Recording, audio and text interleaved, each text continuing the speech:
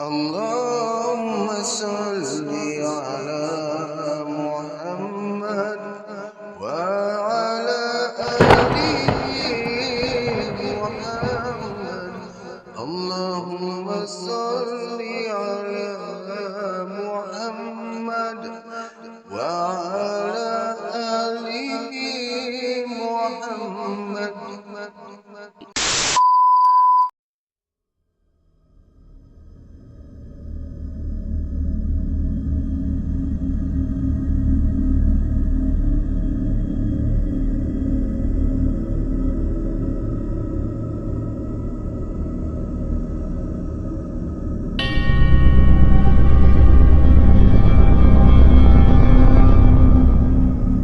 Pada malam ditetapkan untuk mengubat Jidin Bacul.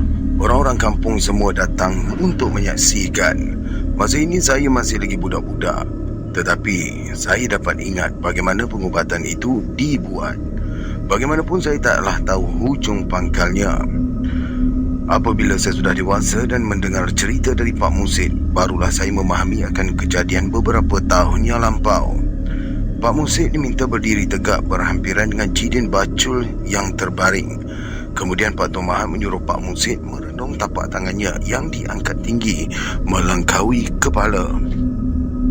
Beberapa minit kemudian, Pak Musid tersentak-sentak lalu rebah sambil disambut oleh usuh khatib. Semua orang yang ada di situ melihat Pak Musid tidur tidak sedarkan diri lagi. "Keluarlah kau Musid, keluar dari jasad," perintah Pak Tuan Mahat. "Kau dengar apa yang aku suruh dan buat apa yang aku suruh," katanya memberi arahan. Pak Musid yang terlentang tidak sedarkan diri tidak bercakap apa-apa. "Keluarlah kau Musid, keluar dari jasad," Pak Tuan Mahat mengulangi. "Aku dah keluarlah," sahut Pak Musid tergetar-getar. "Kau nampak Jidin di hujung kaki kau?" soal Pak Tuan Mahat memegang pergelangan tangan Pak Musid. Sepanjang dia mengubat itu, tangannya tidak lepas dari memegang pergelangan tangan Pak Musid. "Nampak," jawab Pak Musid. Kenapa dengan Jidin tu?" tanya Pak Tuan Mahat lagi. "Dia kena kurung dalam sangkar," Pak Musid memberitahu. "Sekarang kau pergi lepaskan Jidin, bawa dia balik kemari," ujar Pak Tuan Mahat macam memberi perintah. Ketika ini orang-orang yang melihat Pak Tuan Mahat mengubat itu dapat melihat yang Pak Musid mendengus-dengus sahaja. Dia hanya terlentang sahaja seperti orang yang tidur dan tidak sedarkan apa-apa. Sebenarnya masa ini orang tak tahu bahawa jasad Pak Musid sahaja yang mereka lihat tidur di situ. Pak Musid sebetulnya sudah mengembara jauh dengan dipandu oleh Pak Tuan Mahat. Dia merasakan dirinya berada di atas tengkuk Pak Tuan Mahat yang melayang di udara. Dia sampai ke satu kawasan hutan yang jauh.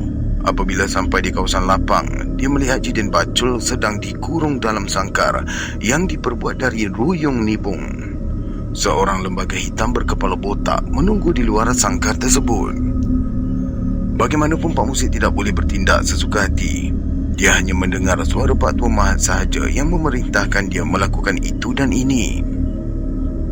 "Keluarkan Jidin," suara Pak Tuan Mahat sayup-sayup di cupingnya, walaupun ketika itu dia sedang duduk di atas tengkuk Pak Tuan Mahat. Dia turun dari tengkuk Pak Tuan Mahat lalu menerpa ke arah lembaga hitam berkepala botak itu.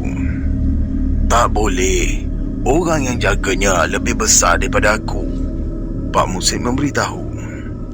"Besarkanlah tubuh kau, besarkan lebih sekali ganda daripada dia." Dia mendengar Pak Tuan Mahat membisikkan ke telinganya sambil meniup perlahan di ubun-ubunnya. Ketika ini Pak Musid merasa tubuhnya menjadi besar, lebih sekali ganda dari tubuh lembaga hitam berkepala botak itu. Pak Musid mendekati lembaga berkenaan. "Aku Musid," kata Pak Musid bercekap pinggang merenung muka lembaga hitam berkepala botak. "Lepaskanlah Jidin, kalau tidak kau binasa," jerkahnya macam mengugut.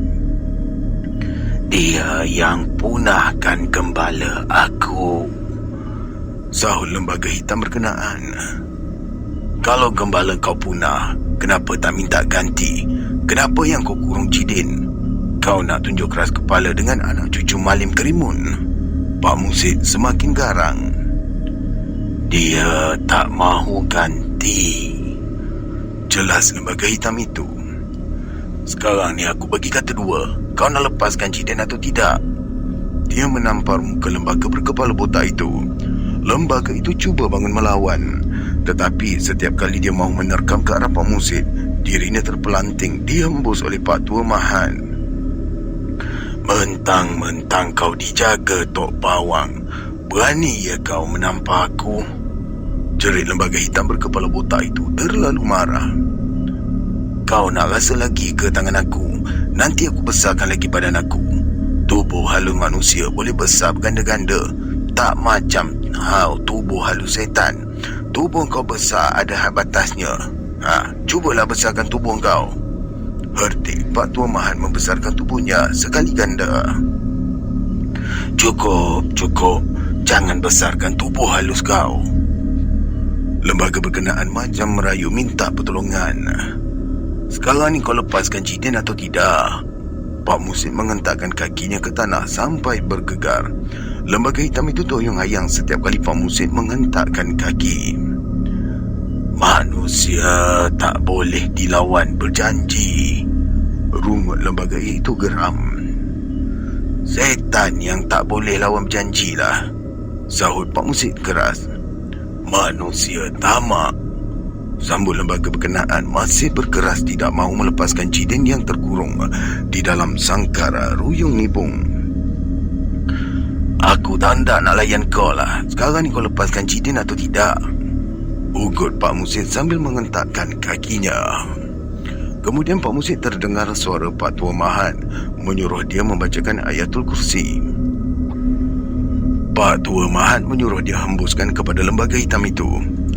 Pak Musid pun menghembuskannya. Dia melihat lembaga hitam berkepala botak itu terbakar hangus, menggelupur, menjerit meminta pertolongan. Tetapi tak ada siapa pun yang datang menolongnya. Pagar sangkar yang diperbuat dari ruyung nibung itu pun terbakar juga. Pak Musid nampak Cidin mula bangun dan keluar dari sangkar tersebut. Sekarang ni kau balik, Musid. Balik. Dia terdengar nama dia diseru oleh Pak Tua Mahan. Dia terasa yang tubuhnya melayang naik ke atas tengkuk Pak Tua Mahan. Masuk semula, perlahan-lahan ke dalam tubuh kau, Musid, perintah Pak Tua Mahan. Dia nampak tubuhnya terbaring di hadapan orang-orang kampung. Kemudian perlahan-lahan dia masuk melalui ubun-ubunnya, langsung lenyap tidak diketahui lagi. Tiba-tiba saja dia terbangun dari tidurnya. Semuanya berlaku seperti mimpi sahaja kepada Pak Musid. Apabila dibangun dari tidurnya semula, didapatinya Cidin Bacul sudah sedar dari pingsan sejak seminggu lalu. Bidin Bacul sudah meminta air untuk minum. Kerana peristiwa itu berlaku bertahun-tahun dahulu, sejak saya masih kecil, tidaklah saya tahu dengan jelas bagaimana Pak Musid tertidur dan bercakap di dalam tidurnya. Hampir 1 jam dia tertidur, tiba-tiba sahaja Cidin Bacul boleh sedar dari pingsan. Kejadian ini tentulah menghairankan orang-orang kampung. Tetapi pada Pak Musid dan Pak Tua Mahan, kejadian ini adalah perkara biasa sahaja. Di dalam ilmu kebatinan tak ada pun yang menghairankan.